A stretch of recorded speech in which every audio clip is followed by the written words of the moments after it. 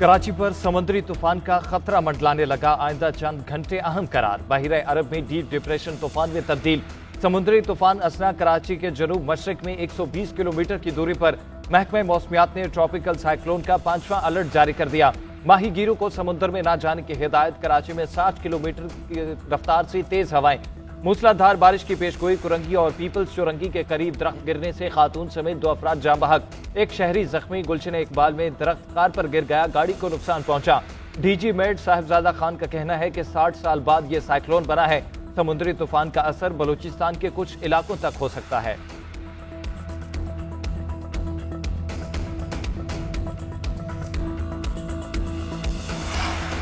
वजीर आला सिंध मुराद अली शाह का मेयर कराची के साथ शहर का दौरा। कहते हैं अब भी साइक्लोन का खदशा है।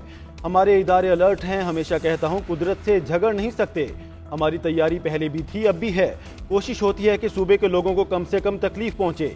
सिंध के तमाम अजला में एवरेज से ज्यादा बारिशें हुई हैं। हमने जो इकदाम उठाए उनका साफ फर्क नजर आता है। बेहतरी की गुंजाइश हमेशा रहती है। कुछ अफसोसनाक वाकयात भी हुए हैं।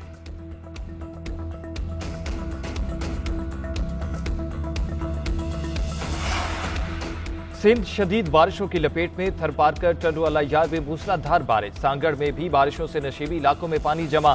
सांगड़ के कई देहात का राब्ता कट गया। बदीन में तूफानी बारिशों से सैलाबी सूरत हाल शहरी घरों में महसूस। दादू में केरथर पहाड़ों पर तूफानी बारिश के बायस नदी नालों में तूफानी सैलाबी रेले के बायस रास्ते कट गए। गांव अब्दुल्ला चांडियों के लोग रास्ता न मिलने के बायस मैयत रेले के करीब लेकर बैठ गए। हब डैम भर गया। स्पेलवेज से पानी का अखराज शुरू। तूफानी बारिशों के बायस सिंध के मुख्तलिफ अजला में तालीमी इदारे 3 रोज तक बंद।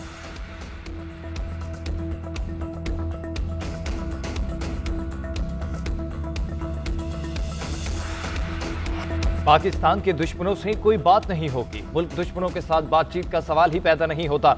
दहशतगर्दों को बाहर से मदद मिल रही है। दुश्मनाने पाकिस्तान को मकाम इबरत बनाएंगे। वजीर आजम शहबाज शरीफ की वफाकी काबीना इजलास में गुफ्तगू। बोले बलूचिस्तान में जो कुछ हुआ वो दहशतगर्दी की इंतहा थी। बलूचिस्तान में नफरत के बीज बोए जा रहे हैं। मुहिब्बे वतन लोग चाहते हैं कि बलूचिस्तान तरक्की करे और वहां अमन हो। नौजवानों को बरगलाने वालों को नाकामी का सामना होगा। पाक फौज के अफसर और जवान दिन रात दहशतगर्दों का पीछा कर रहे हैं। पाक फौज को वफाकी और सूबाई हुकूमत की पूरी सपोर्ट है। दहशतगर्दी करने वाले पाक चीन दोस्ती में दरार डालना चाहते हैं।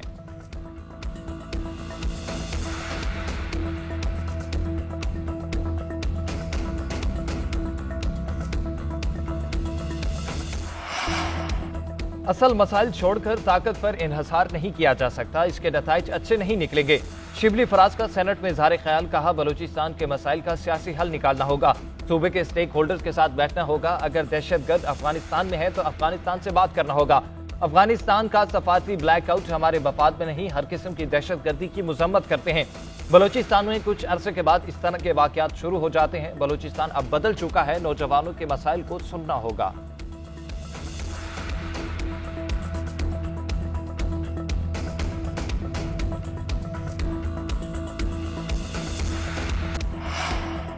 वजीर आजम का मौलाना को मनाने का मिशन। शहबाज शरीफ वफ्द के हमरा मौलाना फजल रहमान के घर पहुंच गए।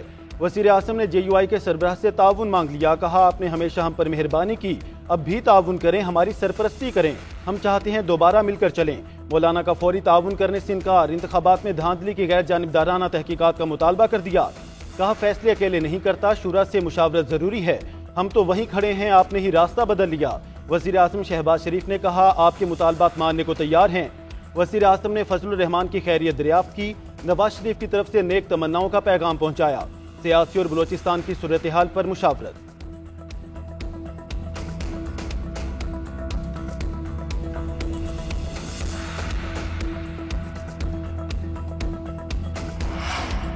मुस्लिम लीग नून के बड़े आज फिर सर जोड़ेंगे। मियां नवाज शरीफ ने आज हंगामी इजलास बुला लिया। वजीर आजम शहबाज शरीफ, नायब वजीर आजम इस्हाक डार, वजीर आला पंजाब मरियम नवाज, हमजा शहबाज, वफाकी और सूबाई वज़रा इजलास में शिरकत करेंगे।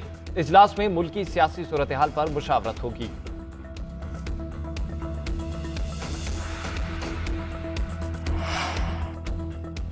घरेलू सार्फिन की तरह इंडस्ट्री के लिए भी बिजली बिलों में पायदार रिलीफ चाहती हूँ। सनतकारों से मिलकर पंजाब में इनकलाब लाएंगे। वज़ीर आला पंजाब मरियम नवाज के एंटरप्रेन्योर ऑर्गेनाइजेशन के वफ्द से गुफ्तगू। कहा हालात को रात भर में बदला नहीं जा सकता, ताहम बदलने का अज़म और हौसला मौजूद है। पंजाब को बिजनेस फ्रेंडली सूबा बनाना चाहते हैं। वजारत आला का ओहदा चैलेंजिंग है। 14 करोड़ लोगों की जिम्मेदारी के एहसास से रात को नींद नहीं आती। इंडस्ट्रियल स्टेट को रियल स्टेट बनाना अफसोसनाक है। एक्सपोर्ट हमारी मईशत की लाइफलाइन है। मकामी सतह पर बरामदात बढ़ाने के लिए तमाम सहूलतें देंगे। इंडस्ट्री के मसाइल हल करने के लिए आला सतह कमेटी बनाने की तजवीज़ पर इतफाक। अली आलम कमर मुतफिका तौर पर फोकल पर्सन मुकर्रर।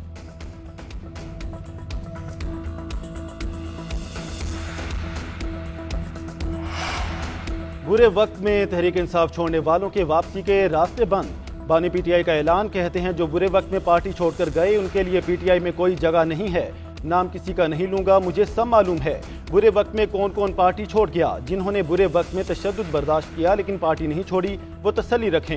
इस्लामाबाद जलसा मुलतवी करने पर कारकुनान में गुस्सा है।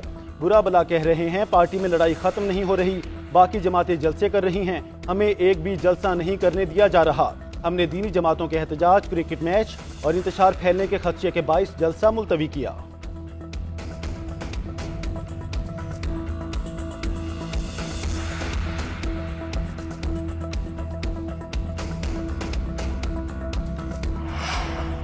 बानी पीटीआई पर जेल में सख्ती शुरू कर दी गई। फैमिली के लोगों को मिलने नहीं दिया जाता।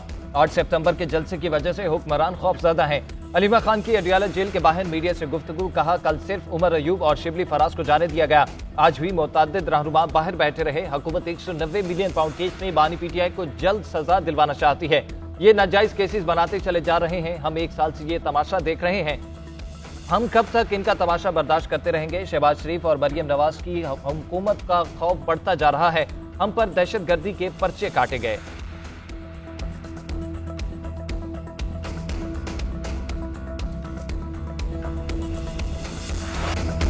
बानी पीटीआई ने जो कब्र दूसरों के लिए खोदी उसमें खुद गिर गए। अपोजिशन सच सुनने का हौसला पैदा करे। विफाकी वजीर मनसूबाबंदी एहसन इकबाल का कौमी असम्बली में इज़हार ख्याल। कहा अगर इनके साथ ज्यादती हो रही है तो अदालतों में जाएं। रसीदें दिखाने का कहा तो इनकी चीखें निकल रही हैं। ये अपने लीडर के लिए एनआरओ मांग रहे हैं, एनआरओ नहीं मिलेगा। हनीफ अब्बासी बोले सियासी वर्कर जेल में जाकर चीखें मार रहा है। ये कैसी जेल है जिसमें मुर्गी, मक्खन, डबल रोटी भी मिल रही है। ये कौन सी जेल है जिसमें 90 मीटर का सेल है। बानी पीटीआई को जेल में जो सहूलियात मुयस्सर हैं वो सबको होनी चाहिए। सेनेटर तलाल चौधरी का कहना है तहरीक इंसाफ इनकलाब नहीं, इनकलाब चाहती है। साजिश कर सकते हैं, ये इनकलाब नहीं ला सकते। तहरीक इंसाफ पर कब्जे की जंग चल रही है। अलीमा खान और बुशरा बीबी आपस में लड़ रही हैं।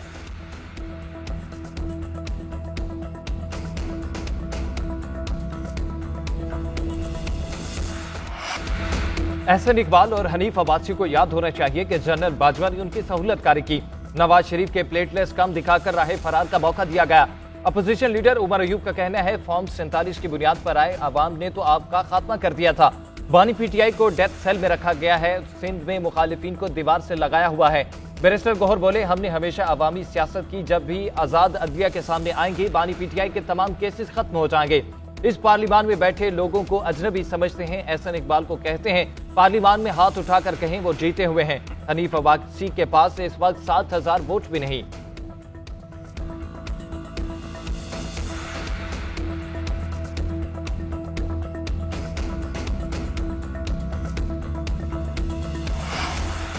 एफबीआर को अगस्त के दौरान हदफ हासिल करने में बड़ा धचका। रवा माह के दौरान 100 अरब रुपए से जायद का रेवेन्यू शॉर्टफॉल।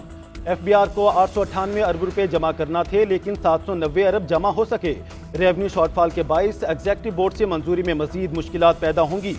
वजीर आजम ने वजीर खजाना और चेयरमैन एफबीआर से शॉर्टफॉल पर रिपोर्ट तलब कर ली। शॉर्टफॉल पूरा ना हुआ तो हुकूमत को मिनी बजट लाने की तजवीज़।